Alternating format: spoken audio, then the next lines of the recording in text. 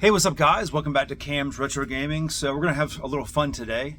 It's Sunday, it's video day. We're doing some laundry, and I wanted to show off my most expensive games. And I mean that by, these are the games that I guess value-wise on like price charting are the most expensive. Now, I don't keep track of this stuff because this is not an investment for me. This is a hobby, and either the games are expensive or they're not.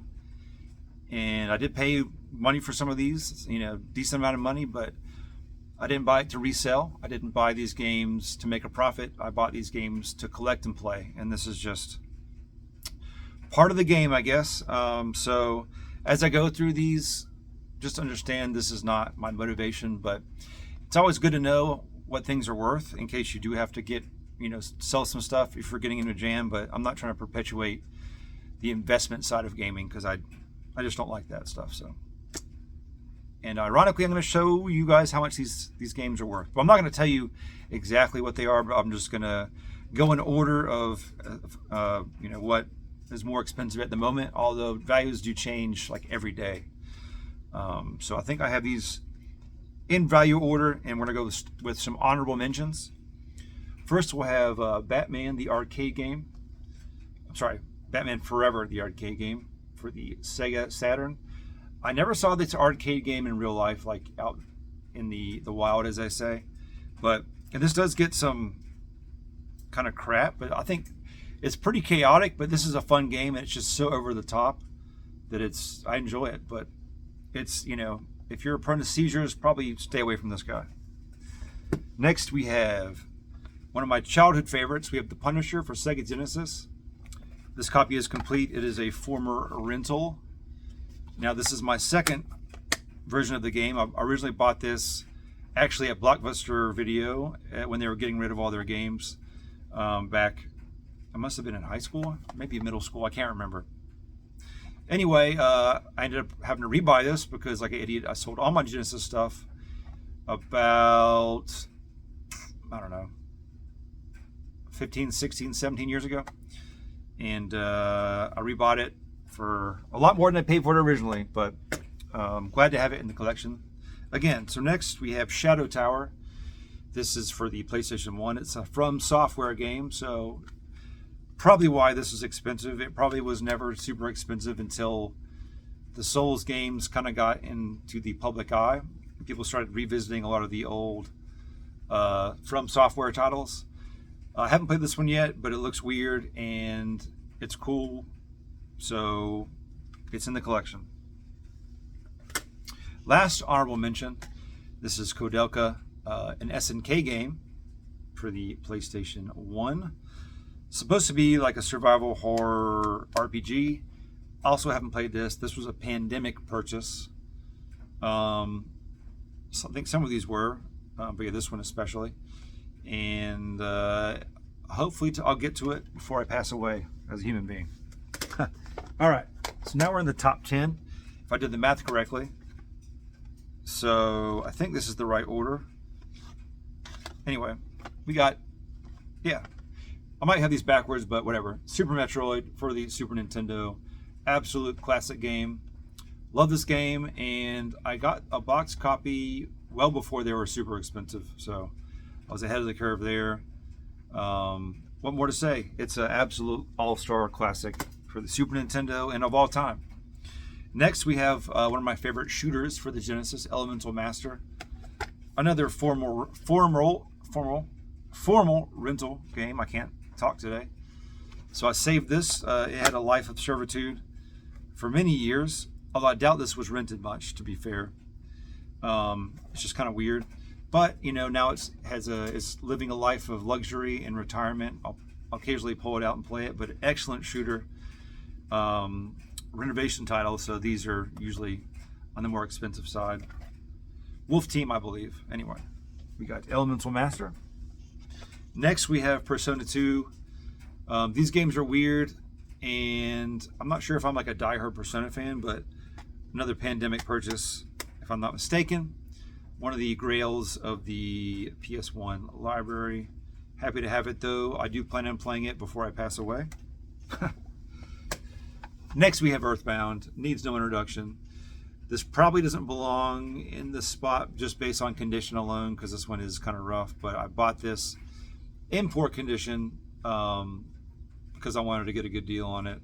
This was back when eBay was offering like $50 if you spend whatever, or like a percentage off.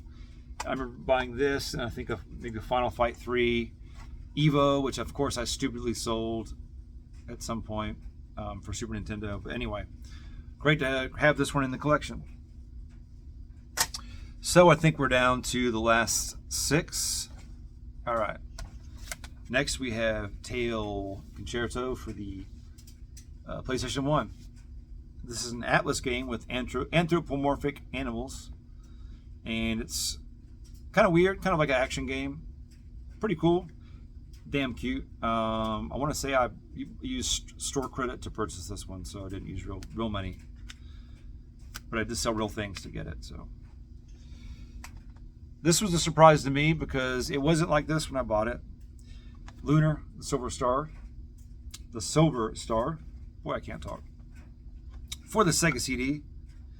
This one's complete, slightly rough shape, but I think after the collection came out, people were trying to grab this original copy. I stupidly passed on the Lunar strategy guide a couple years ago. Bought some other stuff instead. Went back for it. It was gone. But oh well. It is Lunar.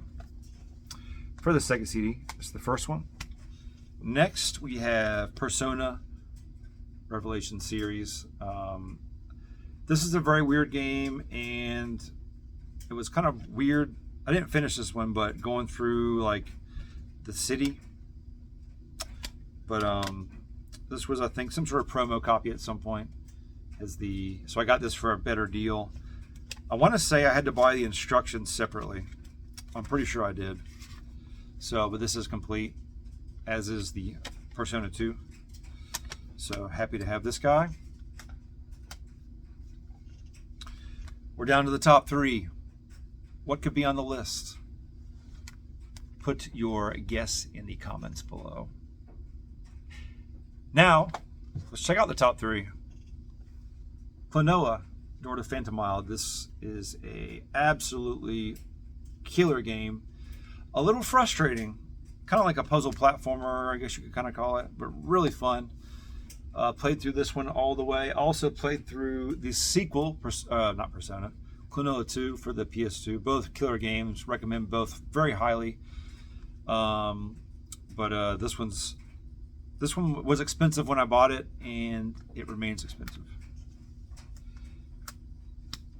Well, I better not. I'm like setting games on boxes that shouldn't have games set on them. All right, top 2.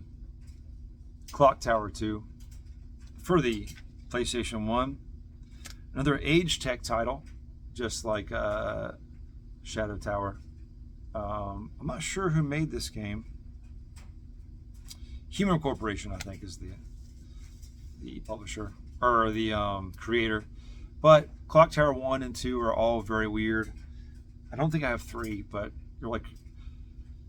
they're hard to control early PlayStation 1 games, but boy, are they interesting. And I love this kind of stuff, like just weird games. And apparently there's a Clock Tower 2 strategy guide that you can mail away for. But yeah, Agetec publishes some weird games. I had to find the instructions separately. It took me years to find a good deal on them. So, and lastly, as of today's date, the most expensive game in my collection, because it is complete in box, and we have Shien's Revenge for the Super Nintendo. I don't think I paid more than $100 for this. But this is weird because, first of all, I'd never seen this before. It's a Vic Tokai game, and you use the mouse to control it. Kind of reminds me of like Dynamite Duke or The Punisher for Nintendo or Game Boy, maybe like NAM 75, or even what is that game? Boy, this is embarrassing. I'm gonna like go through all my games. Oh, here we go. Cross Swords, and this is Cross Swords too, but reminds me of like the kind of like first person. Also like Super Spy, but this has a mouse control. It's very unique, frustrating but fun.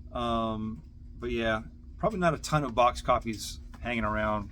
I doubt they sold many. So I'd love to hear what your most expensive, your most rare, your most treasured games are. So let me know in the comments below.